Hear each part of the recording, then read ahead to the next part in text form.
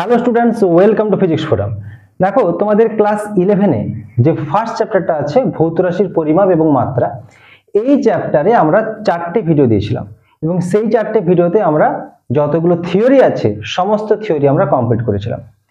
কিন্তু তোমাদের যে সিলেবাস দেখলাম, তোমাদের যে নতুন সিস্টেম দেখছি পরীক্ষা, তোমরা জানো তোমাদের সিলেবাস চেঞ্জ হয়েছে।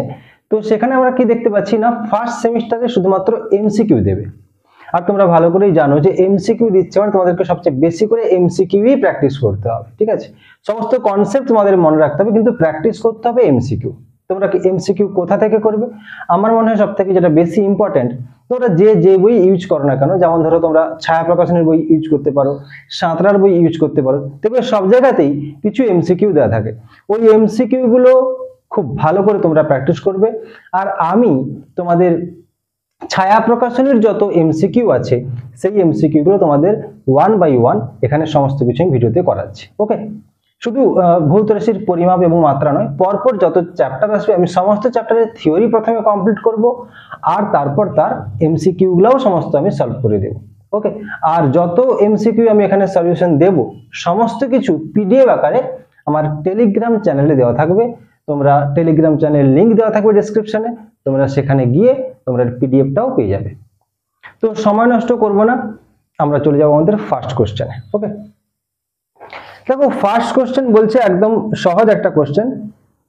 আচ্ছা, যদি তোমাদের হয়তো সিকোয়েন্স একটু গন্ডগোল হতে পারে, মানে আমার কাছে যে বই আছে তোমাদের কাছে যে বই আছে হয়তো সিকোয়েন্স একটু এদিক সেদিক হতেও পারে, তবে তোমরা দেখবে কাছাকাছি একই রকমের সিকোয়েন্স হবে। যাই হোক, প্রথম কোশ্চেন দেখতে পাচ্ছি, স্টেরেডিয়ান কোন ভৌত রাশির একক? এটা লিখছি না আমি, তোমরা জানো স্টেরেডিয়ান সবসময় ঘনকোণের একক হয় স্টেরেডিয়ান। আর যেহেতু স্টেরেডিয়ান আমরা বললাম, তাহলে কোণের একক কি হবে? কোণের একক আমরা জানি রেডিয়ান হয়। আর কোণ বা ঘনকোণ এগুলো কি জিনিস? এগুলো সবগুলোই হচ্ছে কি ডাইমেনশনলেস কোয়ান্টিটি। ওকে, মনে থাকবে। কোশ্চেন নাম্বার 2 দেখতে পাচ্ছি, y equals to a cos t by p minus qx। খুব ভালো একটা কোশ্চেন, এবং এখানে 4টে অপশন দেওয়া আছে। বলা আছে দুটো দুটো করে টার্ম নেওয়া আছে, দিয়ে বলা আছে কাদের একক সমান। ওকে, এটা আমাদের করে দেখতে হবে। কি বলেছে? y equals to a cos t by p minus qx। Question number 2 আমরা একদম এখানে লিখছি, y equals to a cos t by p minus qx। এবার দেখো, আমরা একটু আগেই বললাম যে থিটা বা কোণ হচ্ছে কি ডাইমেনশনলেস। তো ডাইমেনশনলেস যদি হয় তাহলে এইটা পুরোটাই হচ্ছে কি থিটা, তাহলে এটা পুরোটাই ডাইমেনশনলেস। আবার আমরা জানি যে যোগ আর বিয়োগ সবসময় একই ভৌত রাশির হবে। তার মানে পুরোটা যদি ডাইমেনশনলেস হয়, আবার আমরা যদি এটা বলে থাকি যে এইখানে যা আছে এই পুরো অংশটা আর এই অংশটা একই ভৌত রাশি, তার মানে এও ডাইমেনশনলেস এও ডাইমেনশনলেস। তাহলে এখান থেকে আমরা বলতে পারি t by p equals to 1। Dimensionless হওয়া মানে কি, আমরা তার ডাইমেনশন বা মাত্রাকে 1 লিখতে পারি, বা এখান থেকে p equals to 1, তাহলে আমরা বলতে পারি যে t equals to p, আমরা বলতে পারি যে t এবং p এর একক সবসময় যেন একই হবে। তো এটা আমাদের কত নম্বর অপশন আছে? অপশন হচ্ছে গিয়ে ডি তে, এই অপশনটা আছে, তো অপশন ডি হচ্ছে এখানে সঠিক হবে। ওকে, তো চলে যাচ্ছে কোশ্চেন নাম্বার 3। দেখো কোশ্চেন নাম্বার 3 তে বলেছে ভি হচ্ছে কি দ্রুতি, আর আর হচ্ছে কি একটা ব্যাসার্ধ দেওয়া আছে বৃত্তাকার পথের, আর জি হচ্ছে কি অভিকর্ষজ ত্বরণ দেওয়া আছে। দেখো, এই যে 3টে টার্ম আমাদেরকে দেওয়া আছে, তারপরে 4টা অপশন দেওয়া আছে, দিয়ে বলা আছে কোনটা হচ্ছে কি মাত্রাহীন হবে। দেখো এখানে যেটা অপশন বি আছে, ভি স্কয়ার বাই আর জি। আমরা চলে যাচ্ছি কোশ্চেন নাম্বার 3। দেখো, আমরা খুব বেশি স্লো করব না, কারণ অনেক কোশ্চেন আছে, কমপ্লিট করতে হবে। ওকে, তো কোশ্চেন নাম্বার 3 তে বললাম যে অপশন যেটা বি আছে, অর্থাৎ ভি স্কয়ার বাই আর জি, এইটাই হচ্ছে কি আমাদের মাত্রাহীন হবে। এখানে কি করি, জাস্ট ক্যালকুলেশন করে একটু দেখে নিব। ভি বলতে বেগ বা দ্রুতি, আমরা জানি ভি বা বেগের ডাইমেনশন হচ্ছে কি এল T to the power -1 square, আর বলতে এল, জি বলতে L T to the power minus two, total আসবে L square T to the power minus two by L square T to the power minus two, তার মানে 1। আর কোনো একটা কিছুর মাত্রা শেষ অবধি 1 এসছে মানে আমরা বলতে পারি যে সেটা মাত্রাহীন বা ডাইমেনশনলেস। তো কোশ্চেন নাম্বার 3 আমাদের হলো। কোশ্চেন নাম্বার 4 কি বলছে? কোশ্চেন নাম্বার 4 কাছাকাছি 2 নম্বরে আমাদের যে কোশ্চেনটা ছিল একই রকমেরই। এখানেও একটা y equals to sign something কিছু একটা দেওয়া আছে, যে তার মধ্যে 4টা অপশনে কোনটা সঠিক হবে। এখানেও একই রকম যে অমুক অমুক অমুক কাদের একক হচ্ছে কি সমান হবে সেটা আমাদেরকে দেওয়া আছে। এখানে অপশন এ হচ্ছে কি সঠিক হবে, ল্যামডা, এক্স এবং এ এই তিনটের একক হচ্ছে কি সমান হবে। তো কি করে সমান হবে সেটা আমাদের দেখতে হবে। কোশ্চেন নাম্বার 4,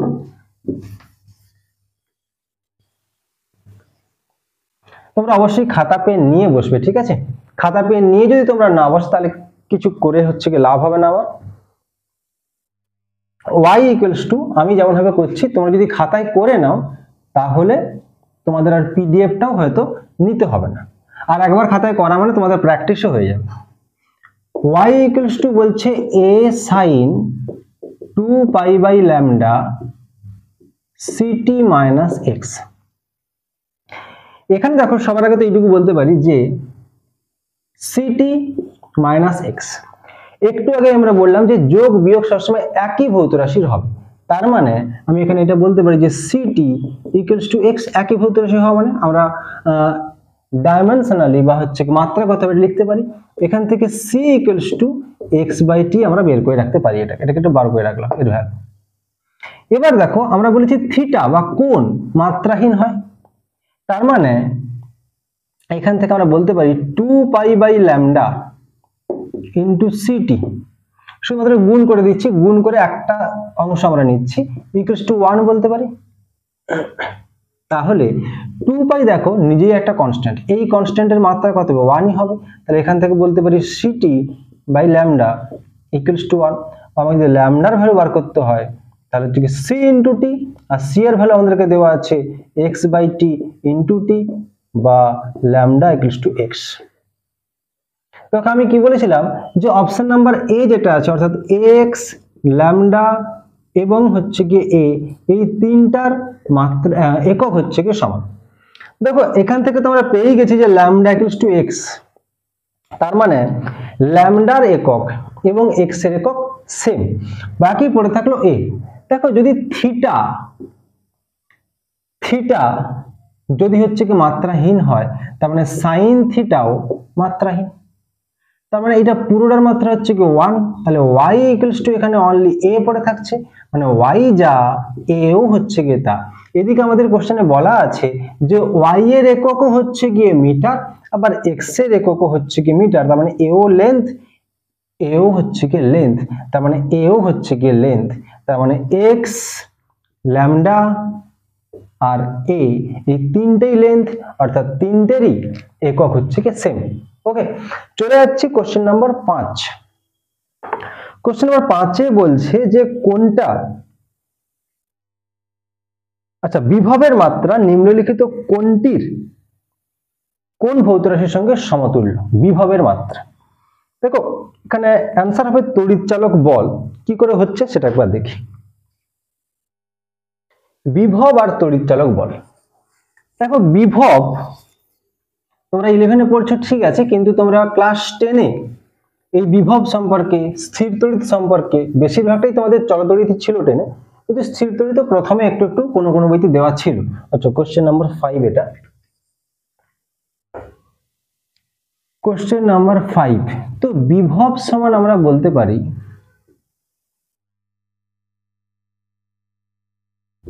আমরা জানি ভি ইকুয়ালস টু হচ্ছে কি ইডি, তার মানে বিভব সমান ই বলতে এখানে প্রাবল্য, তড়িৎ প্রাবল্য, ইন্টু ডি বলতে হচ্ছে কি, আর এখানে আমরা দৈর্ঘ্যই নিচ্ছি, ডি বলতে এখানে দৈর্ঘ্য।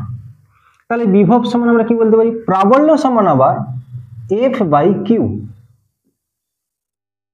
বল বাই চার্জ, ইন্টু দৈর্ঘ্যকে আমি একদম এল ধরে নিচ্ছি।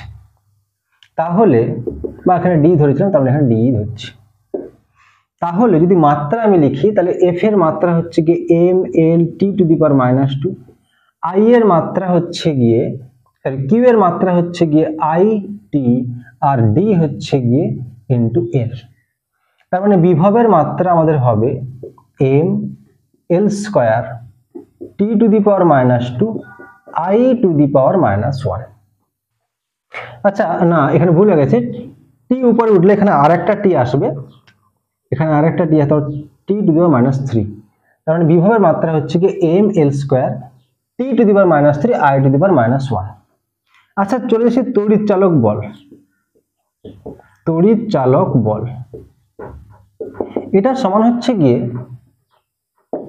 শক্তি বাই আধান, অবশ্যই তড়িৎ শক্তি বাই হচ্ছে কি আধান। তো শক্তির যে মাত্রা হয় আমরা কি জানি M L square T to the power -2, বাকি আধান তো আমরা জানি আই টি। একেও যদি আমি ক্যালকুলেশন করি তাহলে দেখতে পাচ্ছি M L square T to the power -3 I to the power -1। তার মানে এখান থেকে আমরা বলতে পারি তড়িৎ চালক বল এবং বিভব এদের মাত্রা হচ্ছে কি সেম। ওকে,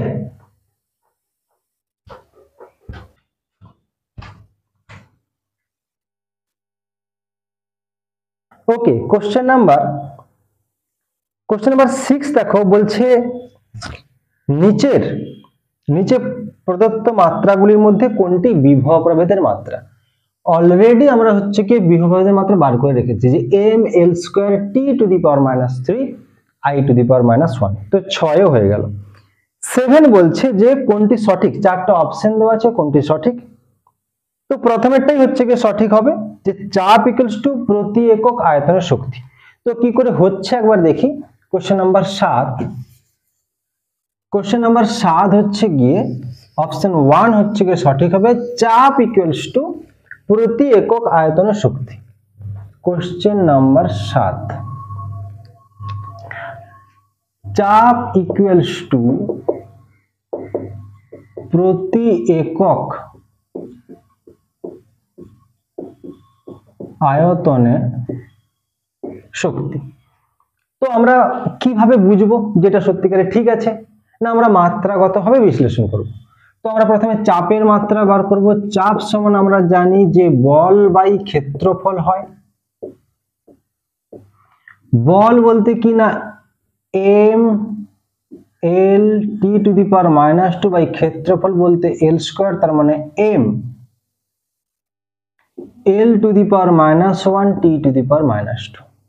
বাকি পড়ে থাকলো প্রতি একক আয়তনের শক্তি। এর যদি আমরা মাত্রা দেখি, প্রতি একক আয়তনের শক্তি মানে কি শক্তি বাই আয়তন, টোটাল শক্তি বাই টোটাল আয়তন, তার মানে শক্তি ই বাই আয়তন ভি।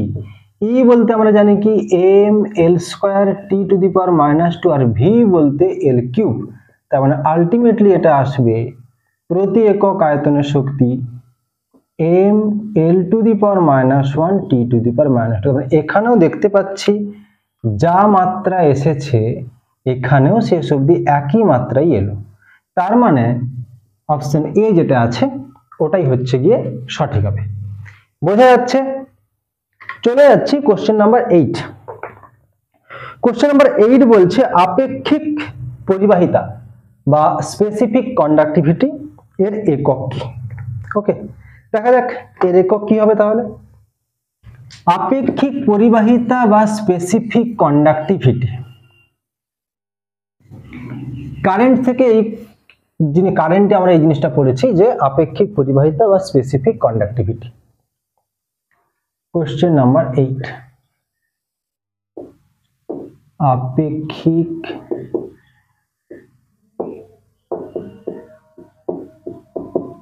পরিবাহিতা বা স্পেসিফিক কন্ডাক্টিভিটি। দেখো আপেক্ষিক পরিবাহিতা বা স্পেসিফিক কন্ডাক্টিভিটিকে যদি আমি ধরে, এটাকে আমি কি ধরে নিচ্ছি, ওয়াই ধরে নিচ্ছি, এটা সমান হয়ে যাবে কন্ডাক্ট্যান্স বা পরিবাহিতা ইনটু ডিস্টেন্স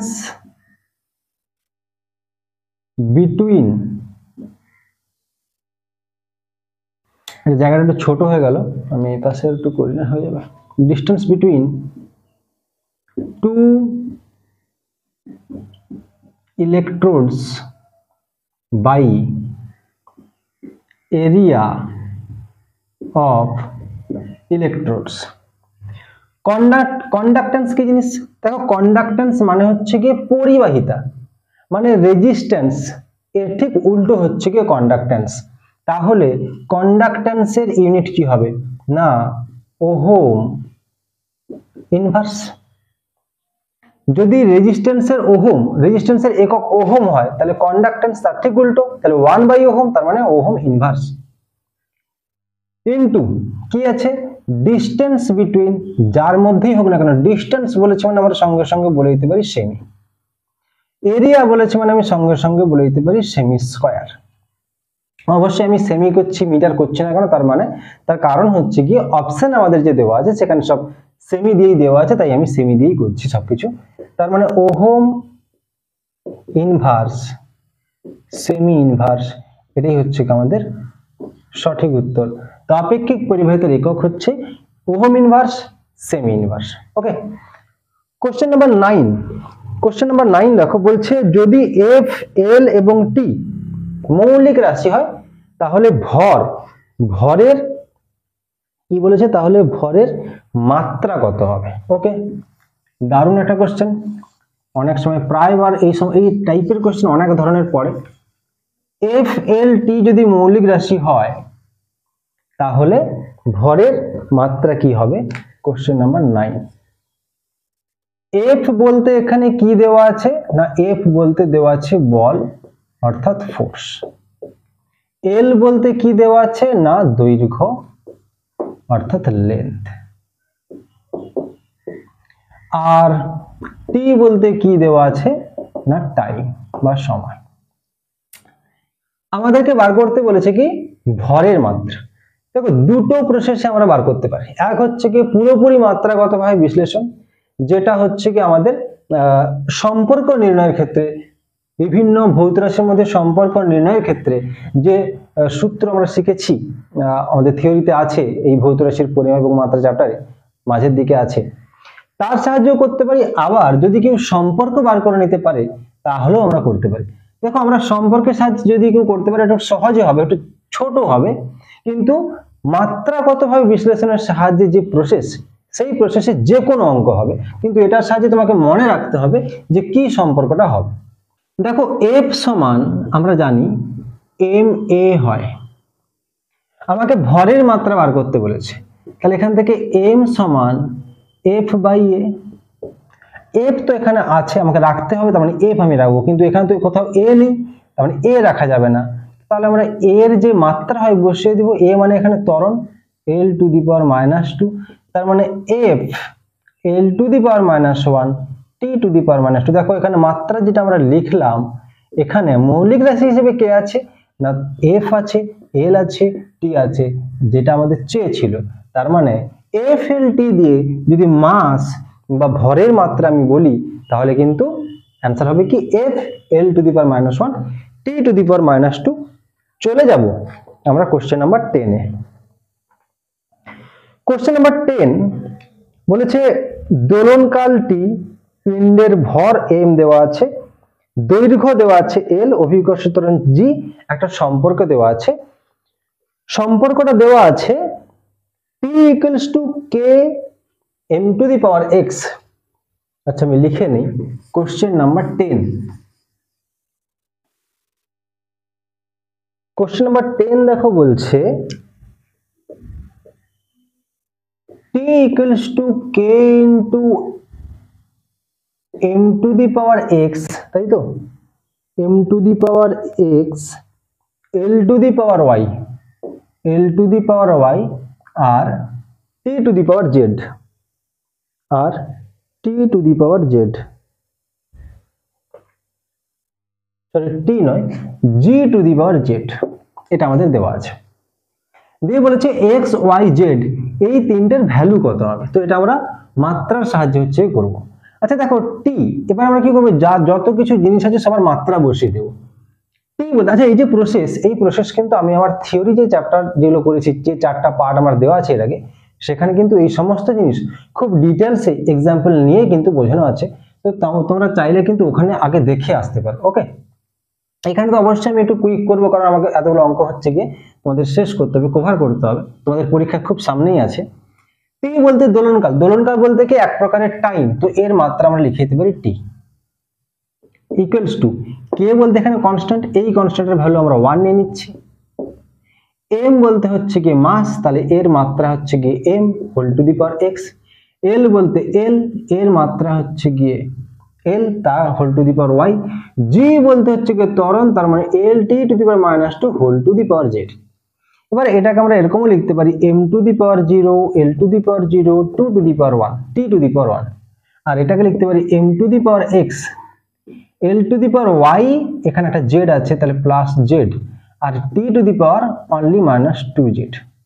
এবার দেখো যদি আমরা এখানে সমান বলি, তার মানে এখানকার যত হচ্ছে গিয়ে মাত্রা, যত হচ্ছে গিয়ে ঘাতগুলো আছে, যত হচ্ছে গিয়ে আমাদের সূচকগুলো আছে, সেগুলো সব সেম হবে। তার মানে x সমান 0 হবে। এখানে y plus Z equals to 0 হবে, আর এটা এখানে লিখতে পারি মাইনাস 2z ইকুয়ালস টু 1 হবে। তো এখান থেকে আমরা বলতে পারি যে z equals to minus half. এখান থেকে আমরা বলতে পারি y equals to minus Z, তার মানে y equals to plus half, আর x ইকুয়ালস টু 0 বেরিয়ে গেছে। তো এখান থেকে পেয়ে গেলাম x equals to 0, y equals to plus half, আর z equals to minus half. ব্যাস, মাত্রার সাহায্যে আমরা এর ভ্যালুগুলো পেয়ে গেলাম। তো এই গেল হচ্ছে কি আমাদের কোশ্চেন নাম্বার 10। কিন্তু এর পরেও এখানে আরো প্রায় 10-12টা কোশ্চেন আছে, সেই কোশ্চেনগুলোও আমরা কিন্তু পরের পার্টে হচ্ছে কি দেব। আর আজকে যতগুলো কোশ্চেন করালাম, এই কোশ্চেনগুলোর সমস্ত কিছু পিডিএফ তোমরা টেলিগ্রাম চ্যানেলে পেয়ে যাবে, আমরা আগেও বলেছি। তো ভালো করে পড়াশোনা করো, এই কোশ্চেনগুলো তোমরা ভালো করে প্র্যাকটিস করো। নেক্সট কোশ্চেনগুলোর জন্য একটু ওয়েট করো, আমরা নেক্সট ভিডিও হচ্ছে কি 1-2 দিনের মধ্যেই তোমরা পেয়ে যাবে। ওকে, থ্যাংক ইউ সো মাচ।